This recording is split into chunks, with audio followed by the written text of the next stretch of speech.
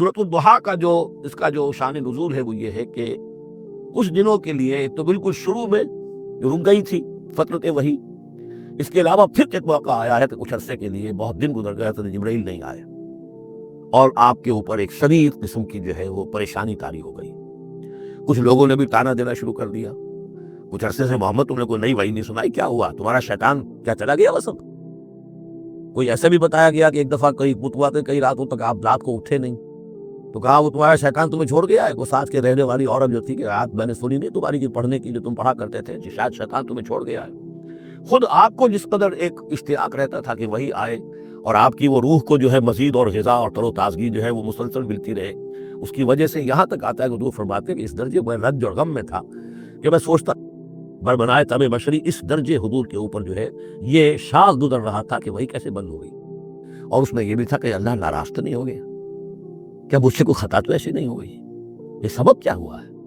ये है वो कैफियत कि जिसके अंदर ये आयतें नाजिल हो रही हैं। और अब आप इसको समझ लीजिए कि इसका नफ्सियाती और इंसान की बातनी कैफियत के साथ क्या ताल्लुक है। इंसान पर दो तरह की कैफियत तारी होती रहती है। जैसे मैंने पहले एक दफा आपको बताया सिद्दीक और शहीद के दरमियान जो फर्क है बुनियादी, कि कुछ बुनियादी तौर पर लोग एक्सट्रोवर्ट्स होते हैं, कुछ बुनियादी तौर पर इंट्रोवर्ट्स होते हैं। एक्सट्रोवर्ट्स खेल कूद भाग दौड़, लोगों से मिलना जुलना, गुफ्तगू है, इसे धक्का दे दिया उससे मजाक कर लिया, इसी में वो खुश रहते हैं, बड़े बगल रहते हैं। तन्हाई उन्हें काट खाने को दौड़ती है। और एक इंट्रोवर्ट्स होते हैं कि वो मजलिस वगैरह को नहीं होता, अपने तन्हाई में कहीं बैठे गौर व फिक्र कर रहे हैं, सोच विचार कर रहे हैं, उन्हें वो मजलिस से ज्यादा अपना गोशा तन्हाई जो है वो ज्यादा अजीज होता है। तो ये दो मिजाज अल्लाह ने बनाए हैं। इसी तरह हर इंसान के ऊपर ऑल्टरनेटली कुछ कैफियत आती हैं जिसको हम कहते हैं मेरा मूड ऑफ है। एक तरह कब्ज सा हो जाता है तबीयत में बंदिश सी होती है। किसी वक्त उसी शख्स के अंदर फिर इंशरासा हो जाता है, फिर हंसने बोलने को जी चाहता है, गुफ्तगू करने को जी चाहता है। तो ये कैफियत जब इंसान की रूहानी जिंदगी से मुताल्लिक हो जाए तो इसको फिर सूफिया ने नाम दिया कब्ज और बस्ट। कभी तबीयत में इंशराह है, इंबिसात है, तबीयत जो है वो आबादा है, हर चीज में रोशनी का पहलू आदमी देख रहा है। हर चीज के अंदर आपको मालूम है एक तारीक रुख भी होता है किसी मामले का और रोशन रुख भी होता है। उस वक्त इंसान रोशन रुख को देखता है। और एक वक्त में आता है कि तबीयत में बंदिश सी लग गई है, जैसे अंदर कोई पकड़ लिया किसी ने। अब तबीयत जो है वो भी अपने अंदर वो इंक़िबाज़ महसूस कर रही है और फिर आदमी पेसिमिस्टिक हो जाता है, नाउमीद सा होता है, फिर उसे हर मामले का तारीख पहलू ज्यादा नजर आने लगता है। तो ये कब्ज और बस्त की कैफियत हैं। जब कभी कब्ज की कैफियत हो, काजी सनाउल्लाह पानीपती रहमतुल्लाह अलैह ने तफसीर मज़री में लिखा है कि कब्ज की कैफियत में इस सूरत का पढ़ना तिरियात है। जिस तरह हुजूर सल्लल्लाहु अलैहि वसल्लम के लिए गोया कि उस वक्त जो वही का बंद हो जाना था वो गोया कि एक तरह के इंक़िबाज़ और कब्ज की कैफियत पैदा हुई थी। उसमें अब अल्लाह ताला फरमा रहे हैं वद्दुहा, कसम है दिन के धूप चढ़ने के वक्त की, वल्लैलि इज़ा सजा, और कसम है रात की जबकि वो छा जाए या साकिन हो जाए। सजा के दोनों माने सुकून। अब देखिए इन दोनों को क्यों लाए, इसलिए कि सुबह है, हरकत है, बरकत है, चलना है, दौड़ना है, हर शख्स जा रहा है, इधर जा रहा है, उधर जा रहा है। रात को सुकून हो गया, तारीकी छा गई और शोर हंगामा खत्म हो गया।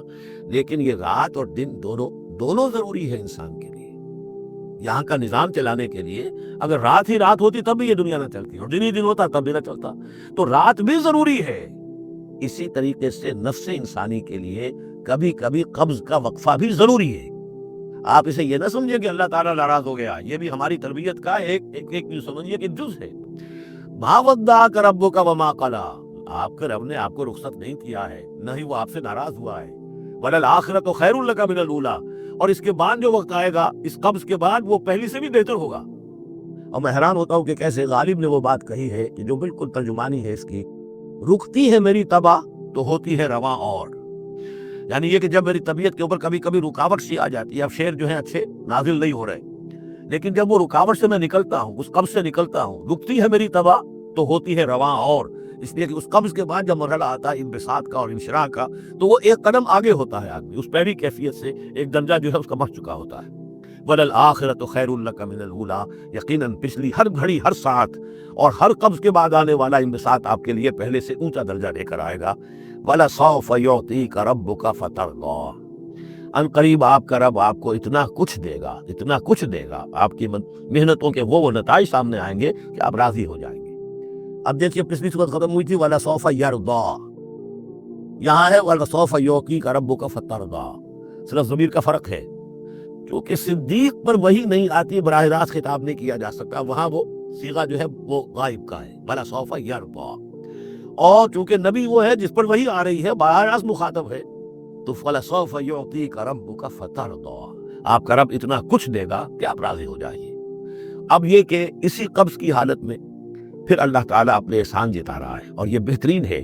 کبھی طبیعت پر ڈپریشن ہو اس طرح کی اور قبض کی کیفیت ہو تو آدمی یاد کرے کس کس مرحلے پر اللہ نے میری دستگیری فرمائی، کن کن مراحل پر اللہ تعالیٰ نے مجھے مشکلات سے نکالا، اس سے وہ حوصلہ بڑھتا ہے۔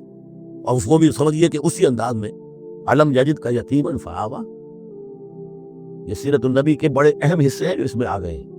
آپ کی پیدائش یتیمی میں، پوسٹیورس چائلڈ، باپ تو پہلے فوت ہو چکا ہے، 6 سال کی عمر میں والدہ گئی، 8 سال کی عمر میں دادا گئے، اور وہ یعنی جو آپ نے دیکھا ہے ابتدائی زمانہ زندگی کا، تو وہ یتیمی کا۔ علم یجد کا یتیماً فآویٰ، کیا اس نے اے محمد آپ کو نہ پایا کہ آپ یتیم تھے، پھر پناہ دی، آپ کے لیے بندوبست کیا، دادا کے دل میں جو شفقت ڈالی، پھر آپ کے تایا زبیر کے دل میں جو شفقت ڈالی۔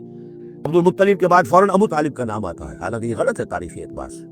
عبد المطلب کے بعد کافی عرصے تک زبیر جو آپ کے تایا تھے وہ سرپرست تھے، پھر ان کے انتقال کے بعد ابو طالب کا معاملہ آیا، لیکن ان کو بیچ میں سے غائب کر دیا گیا ہے۔ بہرحال اللہ تعالیٰ جو بھی کسی کے دل میں ڈالتا ہے، آخر ابو طالب کے دل میں محبت ڈالی تو کس نے ڈالی؟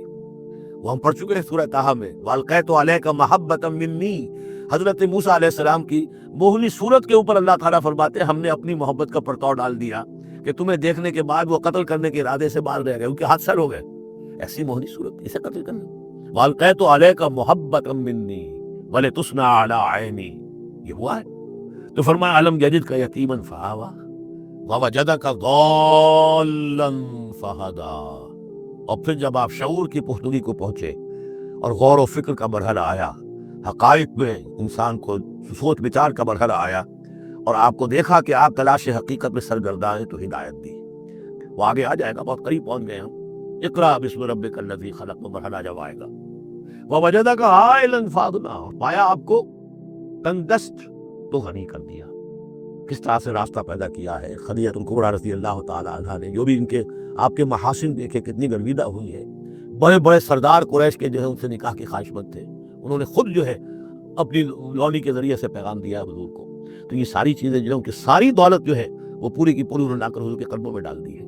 وَوَجَدَكَ عَائِلًا فَأَغْنَىٰ فَأَمَّا الْيَتِيمَ فَلَا تَقْهَرْ، کہ نبی تقاضے ان تینوں چیزوں کے کیا ہیں؟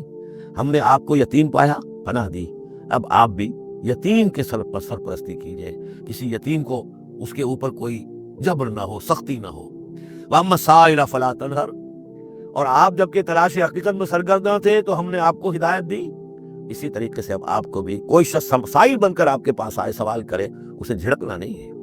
اسے جو بھی سائل دونوں طرح کے ہوتے، سوال کرنے والا کوئی علمی سوال، اور سوال کرنے والا کوئی مالی دولت، مالی مدد کے لیے۔ وَأَمَّا بِنِعْمَةِ رَبِّكَ فَحَدِّثْ، اور جو ہدایت تمہیں دی ہے ہم نے، اب اسے عام کرو، یہ نعمت ہے، آپ کے رب کا انعام ہے، یہ ہدایت جو آپ کو عطا ہوئی ہے، اس کو بیان کرو۔ اس کے بیان کرنے میں یہ بھی ہے کہ اللہ کے انعامات کا چرچا انسان کرے، اس کا شکر ادا کرنے کے لیے، اور یہ بھی ہے کہ اس کو پھیلائے اور عام کرے، دوسروں تک پہنچائے، ورنہ وہ بخل ہو جائے گا کہ وہ دولت جو ہے ہدایت کی، اس کو آدمی صرف اپنی ذات تک محدود رکھے اور اس کا جو خیر ہے وہ دوسروں تک نہ پہنچائے۔